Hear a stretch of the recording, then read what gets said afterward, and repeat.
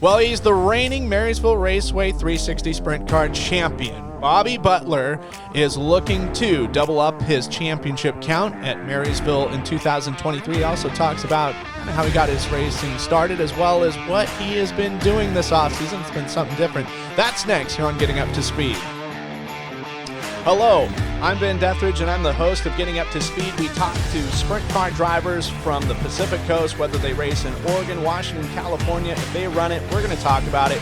Also branch out a little bit, as well as drivers that perhaps are from here that race elsewhere, or some drivers that come in and try and take some money from the West Coast. In these episodes, we talk about past experience, past seasons, as well as upcoming races, as well as how's the season going. We hope you enjoy these episodes. Be sure to hit the like button and subscribe. It really helps us out.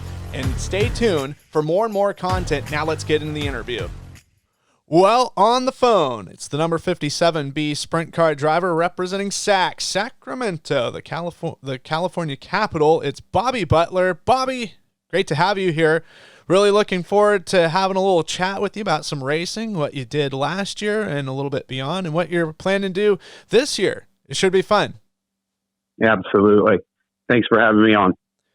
No problem at all. Last year, we'll just get right into it. Marysville Raceway track champion, winning the 360 title over there. This got to feel like a sensational accomplishment. Yeah, absolutely. Starting out racing when I was younger, I started at 5 and quarter midgets. I was a spectator first.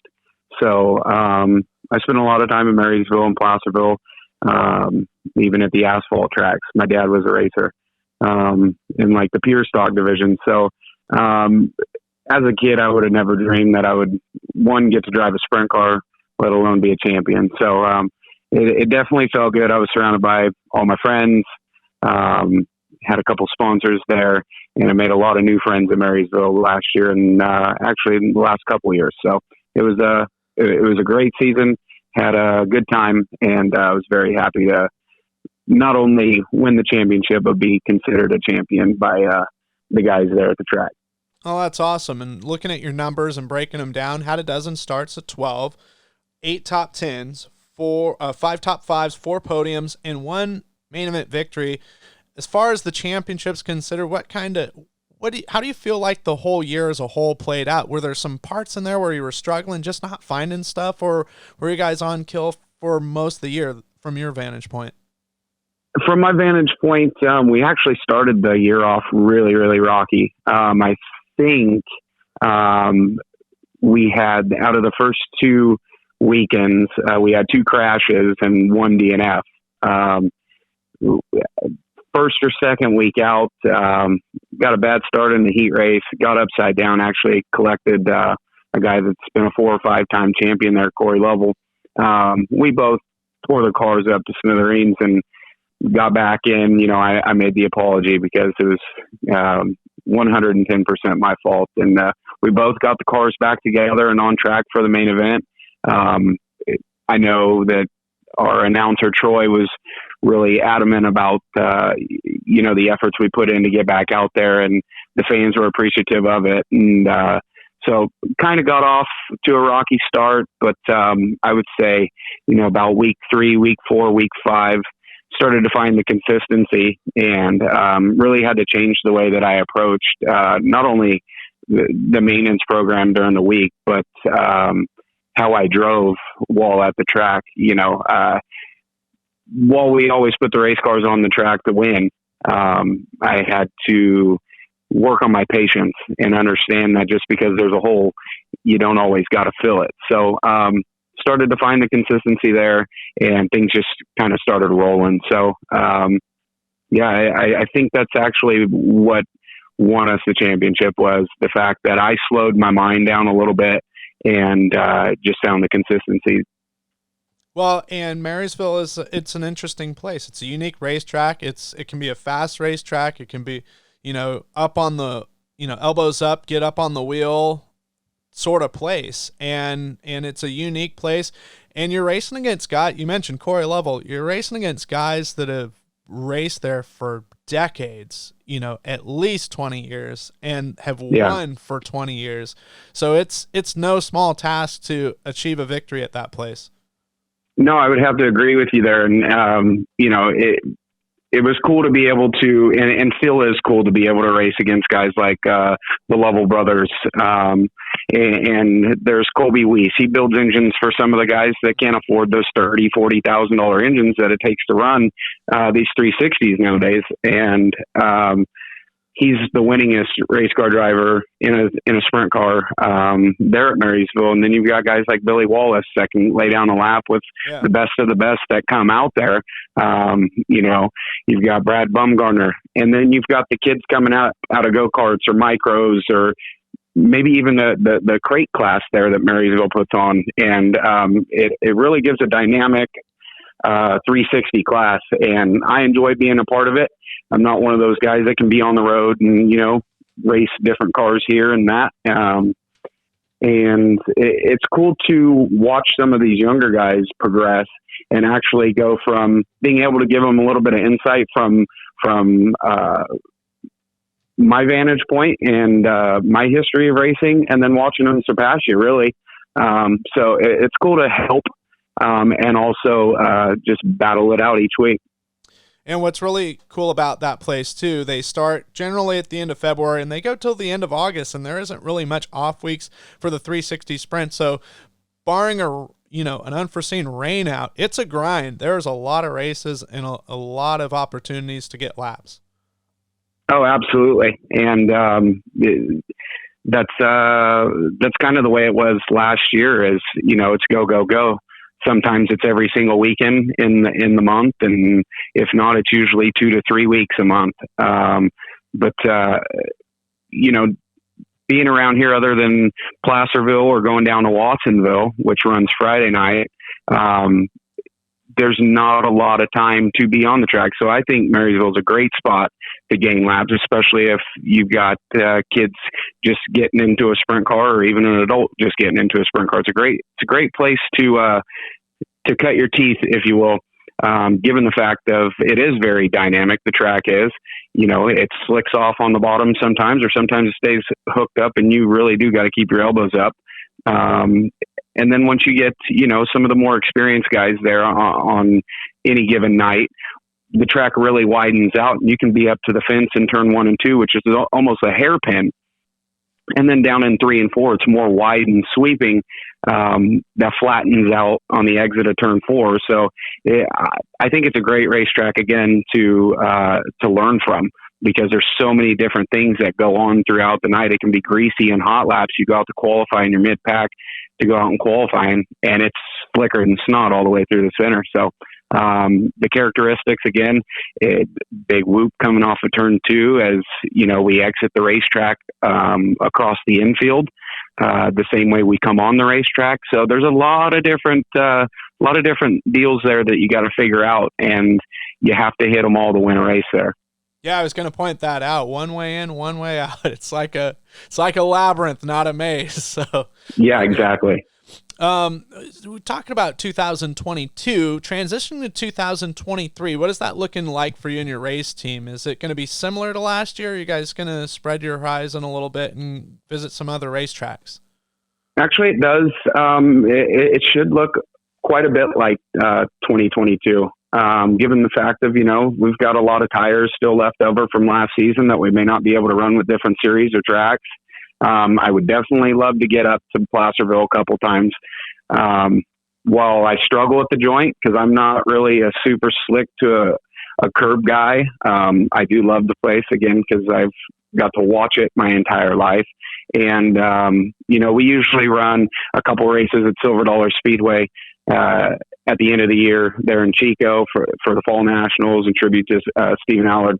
And then I make it a point to get down to Larry's Thunderbolt for Trophy Cup each year. So we'll go wherever funds allow us to go and for how long, and just enjoy it along the way. So yeah, absolutely. Sounds great. And yeah, no, Placerville, it can be a tough nut to crack with, the congregation of cars that they get there every single weekend.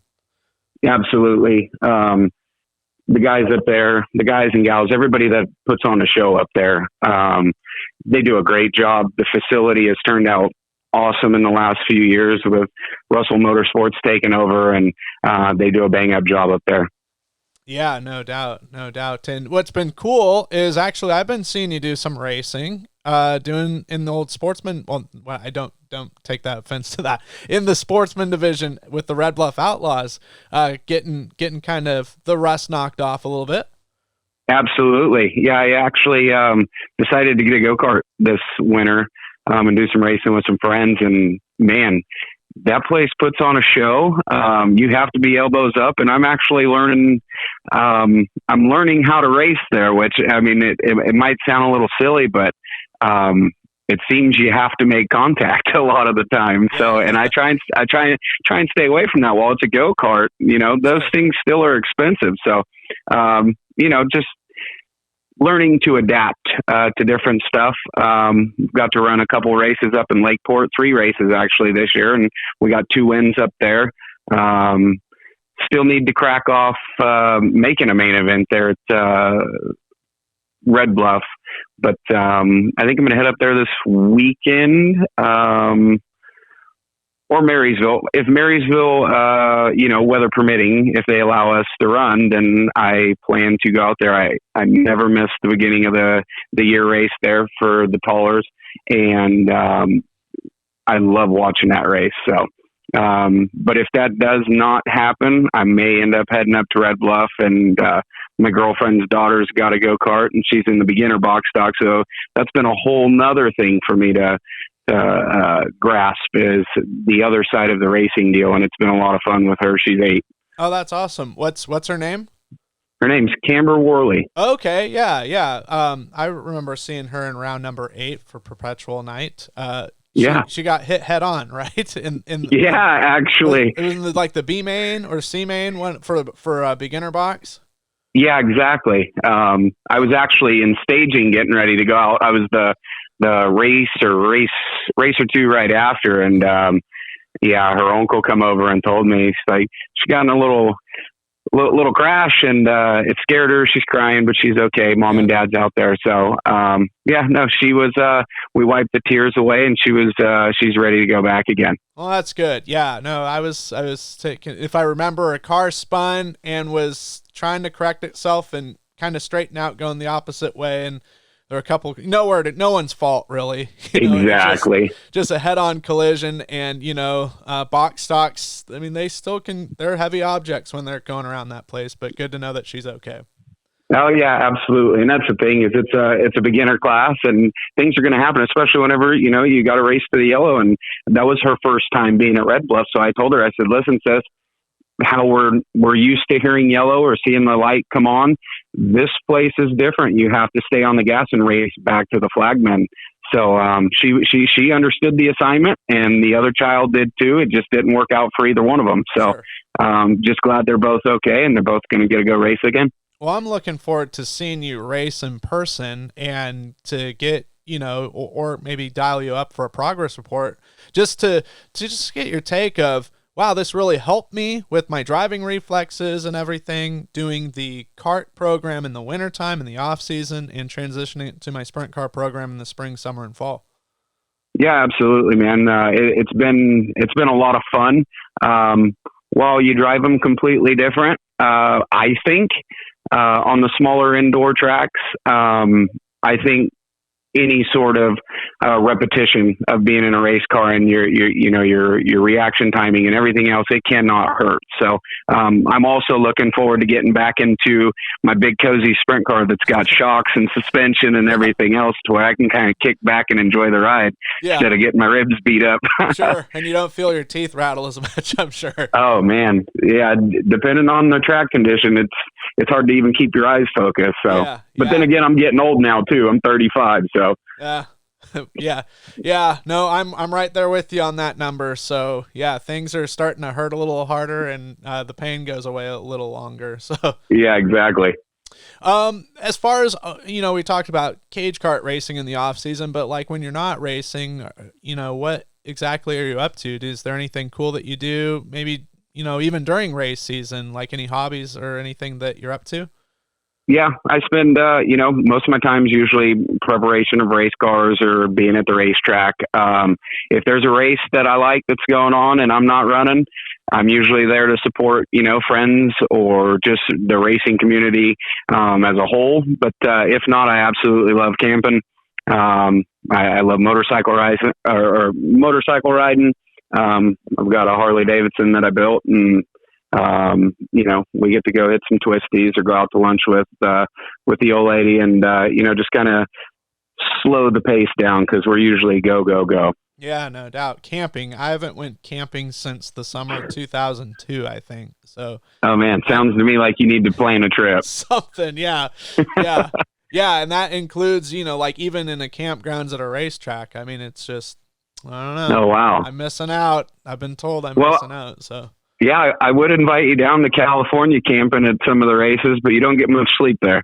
yeah, especially if I'm working. Yeah, I definitely need sleep, and I need to. Well, I'm not getting any sleep anyways, but I need uninterrupted silence, I guess, more than anything. Absolutely. Yep. No, I hear you. Well, that's awesome. That's awesome. And then as far as, do you guys have like a team page that people can look as far as a team news or, any schedule updates, or if you guys do an apparel run that you can launch it on there and people can purchase stuff to support your race team?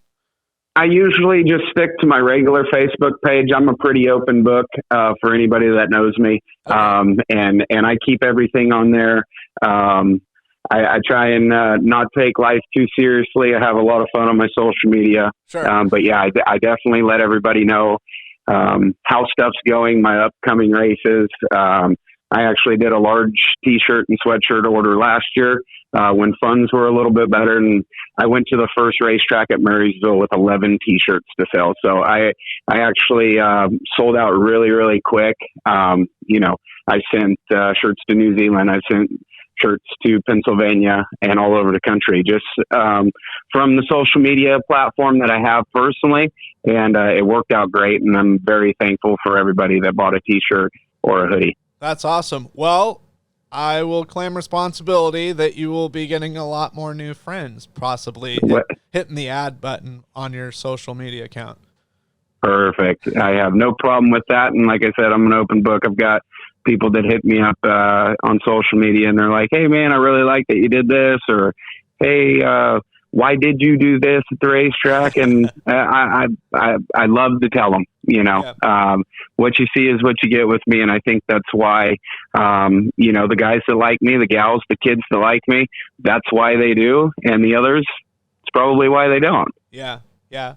Of all the races in 2023, is there anything that you're circling per se that I want to win this? I mean, obviously you want to win every race, but you feel absolutely. Man, I really want to win this one. I felt like we've been good all the time, but we've just been, we've just missed one little element or something. And I'm confident if the stars align, we can get the job done. Anything that comes to mind off the top of your head? Actually, yeah, the SCCT race at Marysville. Okay. I really think that that's the track that that's the track that I perform the best at. It's the track that I have the most laps at. And, 2 years ago, actually, we were running the top 5 and just a small mishap. We made the dash.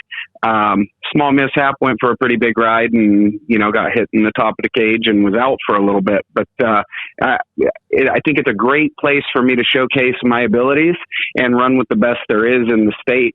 And we've done it on a few different occasions. So I'm really looking forward to that race. And like I said, I know I can get around that joint as good as anybody, not better than them. But I think if everything aligns properly and get a little bit of luck, I think that's a race that we could win that really makes us stand out. Yeah, no doubt. Mel and Marilyn Hall Memorial. That's going to be Memorial Day weekend at Marysville Raceway. One and only stop for the Sprint Car Challenge Tour to that place. And as you said, it's really cool. It's a chance for you guys to showcase what you can do with, sort of, I guess you could call it an invasion of, guys that don't run there very often. Maybe they're just once or twice, they hit a race or two, but, they get to face the regulars, yourself, the Levels, the, all the Stanley brothers, the entire contingent that inhabits Marysville. Exactly. So yeah, that's the one that I'm really looking forward to. I love getting getting behind the wheel of my car at any point, but that's definitely a race that I'd like to win. If I was a little bit better and got to race all the time and everything else, the biggest race for me to win would be Trophy Cup. But what a prestigious place Trophy Cup is. Sure. No doubt. It's a fun time, whether you're winning or whether you're just there. So, Absolutely. Huge supporter of that place. Love going down there for the Trophy Cup, and definitely for as long as I'm racing a sprint car, we'll take part in it. Yeah. And I got one more question before we go. 57B, what's the inspiration of the story behind that? Obviously the B, that's probably self-explanatory, but the number 57, any particular reason that number has been chosen? Yeah, so the number 57, I run that for my dad. He's the one that changed his life around and got my brother into racing quarter midgets when we were younger, and that was actually the year he was born. So we run the 57 as a thank you and a respect to our dad. That's awesome. I like that story. Yes, sir. Well, we really appreciate you taking the time, and as I said, we'll be monitoring you as close as possible and be checking in, maybe get a couple of sound bites from you as the season goes along, and maybe those will be some victory interviews. Absolutely, man. I look forward to it, and I'm always here for you if you need me. Awesome. Thanks a lot. Thanks a lot. Have a good one. Hey guys, thanks for listening to this latest episode of Getting Up to Speed with me, Ben Deatherage. We hope you enjoyed this program. We hope also that you hit the subscribe button and the like button, as that really helps things out, spreads things out. Be sure and share as well on social media so that more people can listen to these great interviews and from these great drivers. Getting Up to Speed is a production of Highside Racing Promotions. For more information, you can check it all out on Facebook at Highside Promotions.